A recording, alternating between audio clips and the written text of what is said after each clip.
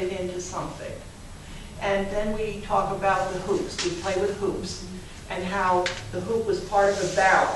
And when the barrel couldn't be used anymore for holding liquids or solids, then it fell apart. The children would take the hoops and make a game out of it. So we play with the hoops, and it's just a wonderful time. And then on inclement days, when we have to be inside, I have jack straws. And jack straws today are called pickup sticks. But children do not know what straw is. Absolutely do not know. It takes a very long time, about 15 minutes to get that squared away. You know, it's not hay. And so we play with that, and we play with Jacob's Ladder, and we play with checkers that are made out of corncob pieces. So we learned that we can make do with what we have. We don't have to go to Walmart and buy our fun. I think one of the best stories that came out of the interviews was the fact that at one time they had a seesaw on the playground. And I can still try to picture this in my mind. They put a wash tub on one end of the seesaw. And they put a small child in that wash tub in the down position. And then a larger child ran, jumped on the up side, and launched the little one into the air. And then he said, no one ever got hurt. Which I find hard to believe.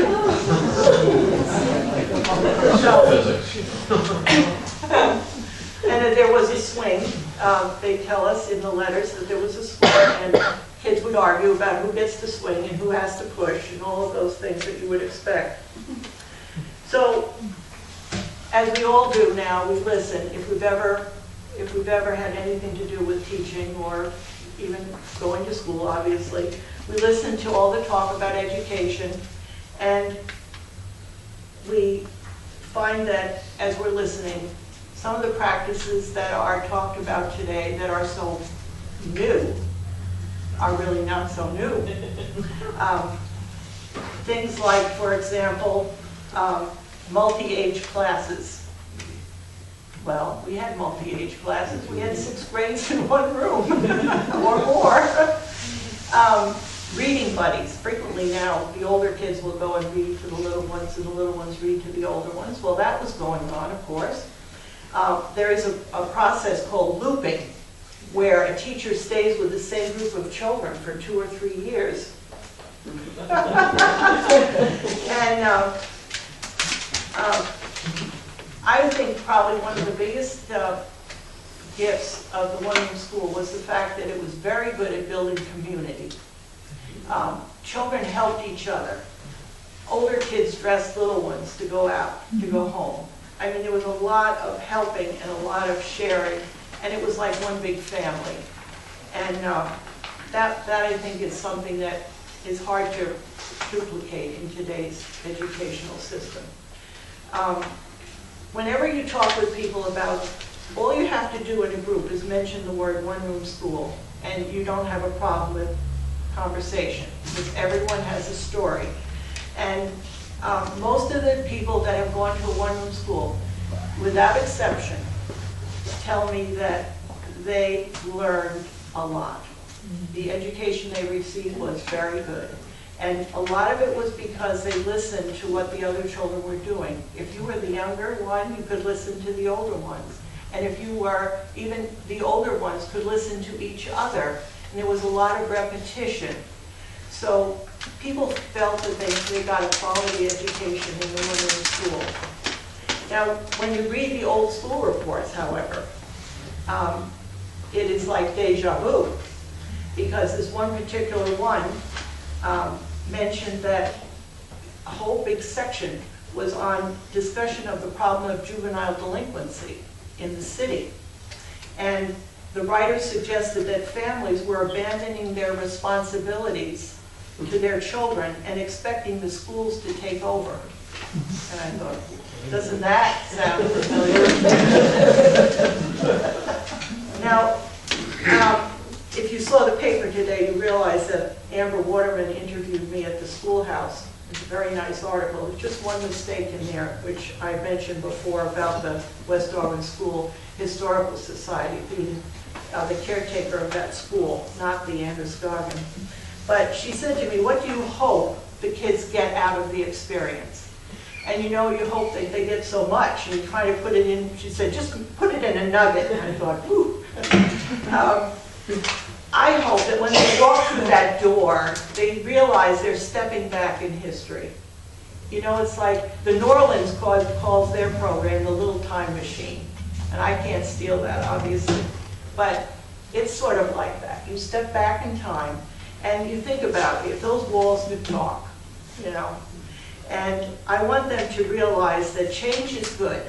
Change is good, but with every change, you lose something valuable.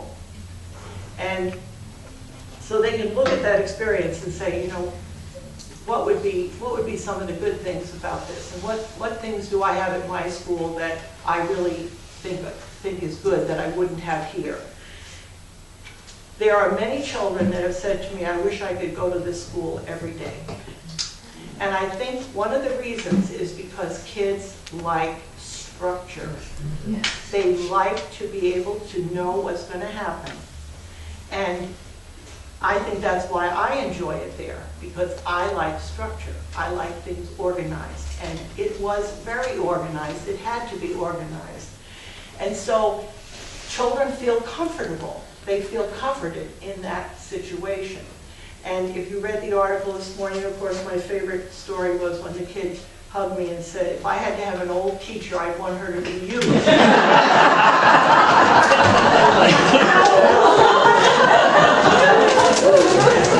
You know, and kids have no concept of time. They just do not. And it's humorous sometimes, because I tell them Millard Fillmore was president when this school was in operation in 1850. And then someone will say to me, were you alive then? And, you know, I know what it is. It's just that they can't conjure up, you know, what is 100 years? What is 107 years? How long is that? So what I'd like to do now is open the floor to your stories, because some people they were already sharing with me. And if you have a story about going to a one-room school, I would like to hear it. I think we'd all like to hear it. And any questions for me, I would be happy to try to answer. Yes. My daughter-in-law teaches second grade in Gordon. Is it possible that she could bring the students up to school? Yes. I kind of lament. The West Auburn School Historical Society laments the fact that Auburn and Lewiston do not bring their children. Now, I don't know where they take their kids for field trips, but there was an article by the Lewiston superintendent or principal recently saying that they were going to start encouraging more field trips. And you have to be aware, the buses are expensive. And even though our program is $30 for 3 hours, and I do not get that. That is money that the school needs to keep the place heated and electric and the paint and so on and so forth, insurance. So that's not the problem. It's not the fee that we charge, it's the bus. And they're constrained by the bus schedule. They have to come at a certain time and they have to leave at a certain time because the bus is used for multiple classes and so on. I bring, mostly the kids that are coming a big, long drive. I get Bodenham. Now that's a drive, an hour. And I get Norway and Oxford. But I don't get Auburn and Lewiston for the most part. So, see my guess, take it for sure. Just know when the snow is up to your crotch, it's not a good time. Anytime I'm called. Okay, thank you much. Yes. Any other questions or stories? Yes. Question, can you go from a student point of view? What age did they start? Did the boys go longer or shorter than the girls go shorter, the boys go longer in time? What happened after the 6th grade? Where was the 7th grade taught? Well, there was a grammar school in North. George can help me out here. It was between North and West Auburn. they had up through the grades, almost to high school. Yeah. The eighth, ninth grade, I think. See, when they talk about grammar schools in the reports, I finally realized the grammar school is like, we're talking our middle school kind of time. And the primary schools were the ones like the West Auburn School where they went up to 6th grade. And when you read those reports, you notice big holes where West Auburn, for example, is not mentioned. And you wonder, why is that? And then you look at the date and you say, oh, the Depression. Or when the shoe industry left North Auburn and went to Auburn, that depleted the school population. So sometimes the schools closed. And a lot of different reasons. So our particular school didn't always have just 4 years old to 6th grade. Sometimes it was just 4 to 6, or maybe 1 to 3, depending on what they had. And originally, when they were working with, when it was mostly an agrarian society, they would have only 2 school terms of 10 weeks each, winter and summer. And the boys would mostly go in the winter time, and the younger kids would go in the summer. And then as they moved into an industrial, more of an industrial situation, they lengthened the school year, and you had 3 terms. And things changed. Well, I don't know if that answers Yeah, your it does. question, Thank but yeah. When we started school in 1950 in some primary, we were in the Grange Hall, remember?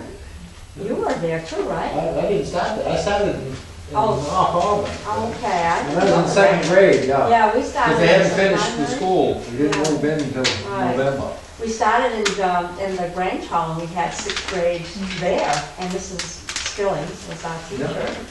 And then we all walked up to the Charles P. White School to get, for the first day when we moved in there, and everybody walked up together with the teachers, right? And they had different teachers then too well, Mrs. Skillings was still just some primary, and then there was one for 1st, 2nd, and then for 3rd, 4th, and 4th, 5th, and 6th.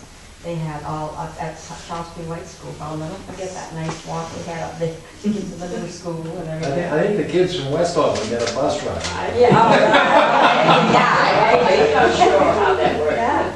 That was fun though. It was something, that was cozy in those days. Yeah.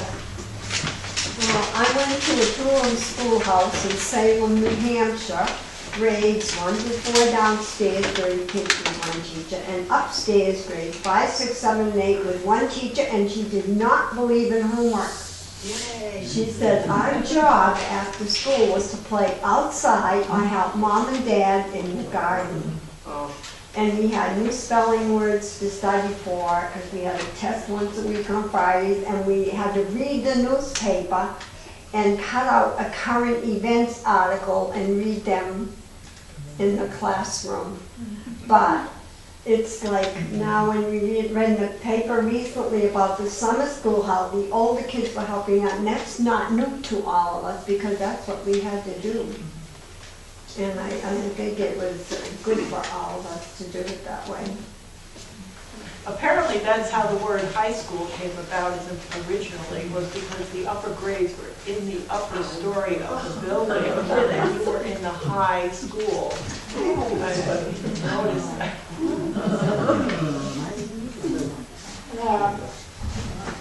You make me stand up, I can be heard all over. But I went to, for 9 years, to a one-room schoolhouse, except the last year, from kindergarten to 8th grade, and in the 9th year they consolidated. But the thing that I noticed was the discipline. And the teacher was Mrs. May Wakefield, same teacher and only teacher we had for 9 years. And we had anywhere from 19 to 20-some students. I brought my picture of when I was in there. And she was so clever with her discipline because she was extremely strict. If anyone ever came in the room, all we ever saw was their shoes. Unless she said, class, you may look up and we have a guest. And then we would look up because we knew we couldn't. But there are these two cousins that were always acting up. And one day I was hearing them read, and right next to her desk, and they were giggling and making quite a disturbance. And she never said a word. And I thought, this is so unusual. Well, when it came recess time, she said, oh boys, I noticed you're having such a great time. So she said, the next few recesses, so quite a few, I'm going to have you stay in and giggle. And that, well, it was so funny for the first 2 minutes. But she would keep saying, oh no, it was louder than that. And she made them giggle for days. And that was her way. Another time, these same ones, right next to her desk, and she didn't pay a bit of attention, because she always would, you know, she would correct them, and you had to do something. So this time they were throwing spitballs. You know, they were going by, never a word, and I thought, I don't know why she isn't saying something. Well, the same thing happened when it came at the end of when they were ready to go out, so you had so much. Now, how is that you did that? Show me how you make those spitballs. So they were showing this kind of nasty habit, and she brought all kinds of paper. And she said, well, you've been doing that for some time. And she said, now make great big, and she said, now, I noticed they're all over the floor. So she said, you need to throw them on the floor. And so they did. They knew they were going to pick them up. So they didn't go very far. And so she said, oh, no, they went way over there. And so she would throw them way over. And she, oh, what a mess. You boys need to pick those up. And so that happened. She just had it dealt with what they were doing. And she really was something, because I don't know how many of you read Good Morning, Miss Dove. I don't know but she was Miss Dove. I mean, nobody did anything without her permission. And we were very well. When I went to Presque Isle High School, you know, I thought, oh, I'm going to be so behind. But we weren't. We were really up, and we had art, we had everything. And how she managed it with all 9 grades. And, you know, 9 grades? Yes, kindergarten through the 8th. And at one time, we always put on plays and did all of that. And one time, my brother was being smart.